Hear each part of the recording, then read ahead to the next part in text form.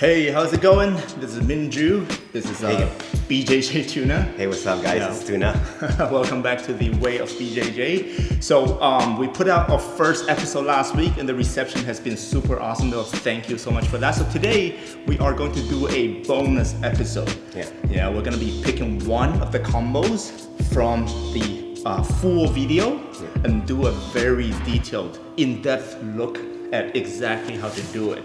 All right. So if you haven't checked out the full episode yet, make sure to click on the link above and go check it out. It's super awesome. All right. Cool. And don't forget to like and subscribe. There we go.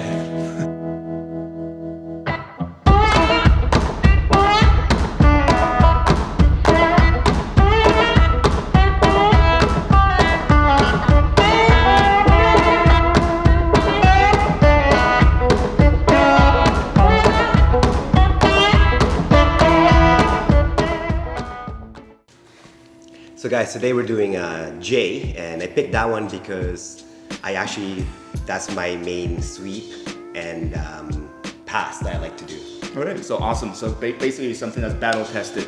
So Tuna knows exactly what he's talking about. That's good. So when you picked that, I was like, wow, that's my game. But then I started thinking about it. I did teach that in class. I guess he liked it. Hopefully that's his game too. That's perfect. So let's start with why do you like this combo so much? What makes it so strong? Well, what exactly is it? People who might not have forgot about it or something. I guess it started with I had a bad knee. Mm-hmm. I played a lot of De La Hiva, and then I like to be fancy because I'm a fat jiu-jitsu guy, so I had to compensate for something, so be the fat fancy jiu-jitsu guy. But then what happened was I injured my knee, and then so I didn't want my knee to be flying around, so I decided to just play half guard and hold on to my opponent. Right? Limit the movement. Yes, because if I play guard, it would grab my foot and wiggle it, and that's the last thing I want with my knee. Gotcha. And then also, do you want to get into half guard position? Yeah, sure. So you half guard? Yeah. Okay, cool. So I when my knee was injured, I just kind of liked it close together or on the ground, so they don't wiggle. And if my knee's on the ground, you see how it's parallel and it's protected. It's acting like a brace. Yeah. So I would play this game a lot, and the half guard that he chose was knee shield, right? And here in knee shield, I feel relaxed. I like it. I can control your space. I can use my knee to keep you at bay, and then use my hand and to frame, right? Nice. And I'm using my lower leg to keep you close. Cool. Right. Some people just like to float their feet, their feet in the air. I like to just rest mine on top of at the bottom right there. Do you find that it's harder for people to smash down if you do it that way, or what? For me, yes. Because it kind of links it up, right? As opposed to here, it's not touching anything. It's just floating. Okay. Here, try to smash it. I'm lazy, but I can fight this position. So the idea here is you're controlling, you keep your opponent close by, and then end at bay with your shield.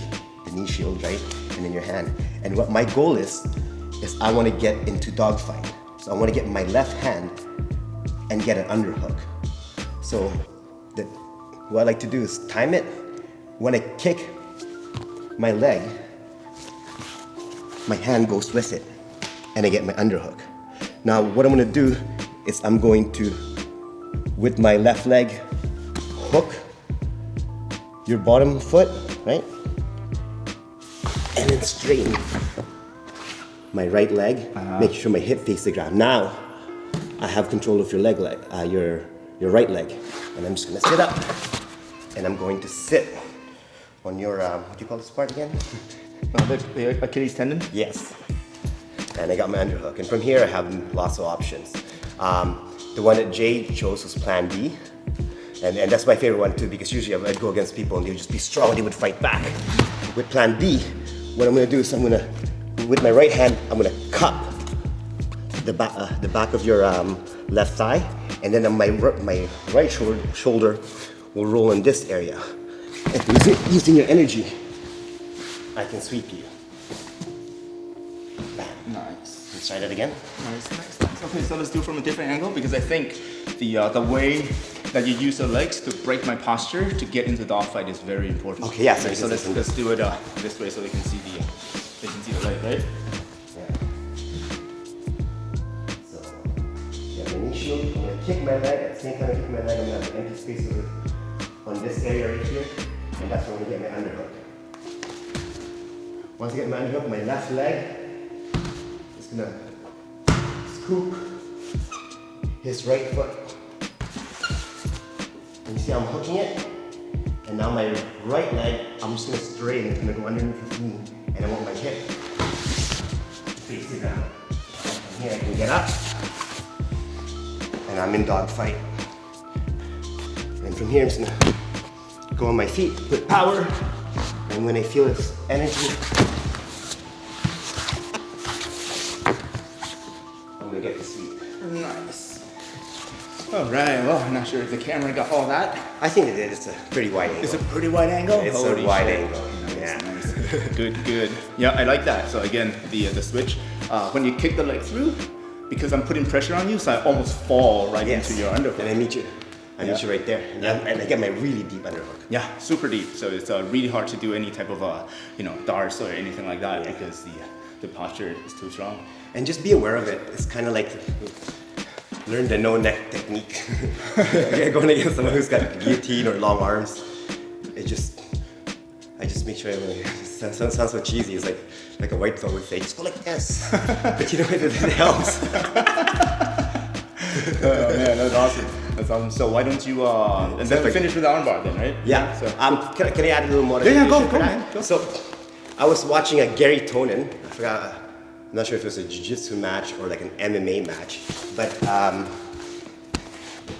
it's probably like old school, and then like I just probably missed it because I was kind of like away from jiu-jitsu for a little bit.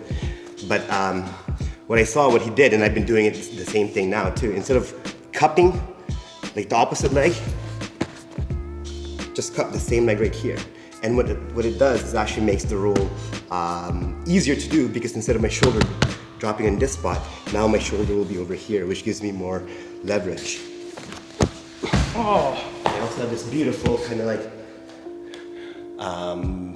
like almost like a leg drag, like arm. Yeah. So I like the control. Oh wow! I actually felt the difference. It's way different. When it's almost like it's almost when they say you go for the dead angle, like where I have no base whatsoever. Yeah, because I go really like, instead of like, again, my shoulder from over here, and I'm the opponent. Instead of my shoulder, the opponent's shoulder dropping here, the shoulder drops over here. And it just gives them way more leverage. So I've been doing that. Nice. And then the arm bar. Can we get to the arm bar? Sure. So finish off. Let's go on your knees. We'll start from the dogfight to get to the arm bar. Sure. Let's take this. You can only do it one side, eh? Yeah. No, because okay, guys. It works. So guys, make sure to attack Tuna's other side. Eh? So it works this way. So usually when you're doing like a dogfight sweep, your opponent will have a whizzer, right? If they don't have a whizzer, I don't even need to do a sweep because I'll just have your back. So they wanna prevent that. So, but when you, like, let's say we do the plan B or this variation. Stay away from the mic. Here we go. Now when I get the sweep, a lot of like the lower belts will go to me. Tuna, the arm is stuck. What do I do if my arm is stuck? And I was like, that's perfect. It's actually a good thing. And then they hold on to. Sometimes they just hold on tight, and I'm like, that's ideal because all I have to do now is get on my knees, get on my left foot, and I'm just gonna take my hand away from underneath your body and then touch my side abs. And usually they're holding on tight, and when they hold on tight, it's a perfect opportunity for me to get the armbar, right? So I'm already based. My right hand's on the ground, my left foot's close to your head, and you're holding on tight.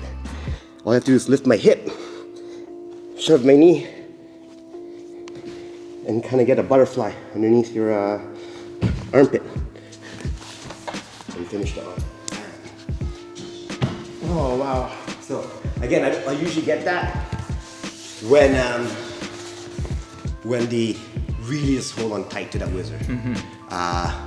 If they're loose, they're gonna let it go, then it's not gonna work. Okay. Right? All right. But that's really good. That's really my biggest takeaway is that white belts, they sound like this. Yeah. I don't know what happens, but when you get to blue, their voice gets deeper, right? Maybe because he just started and then they start getting more and more hair on their it's balls. definitely not me kind of like just perceiving them, but that's how they exactly sound like. All right, man. Awesome, man. Thank you so much, Tuna.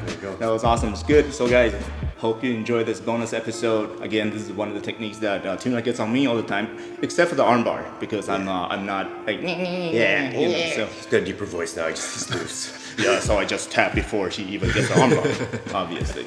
So So again, don't forget to like and subscribe, and then go ahead check out the full episode, and we will see you next time. No, yeah. Oh, 1.0.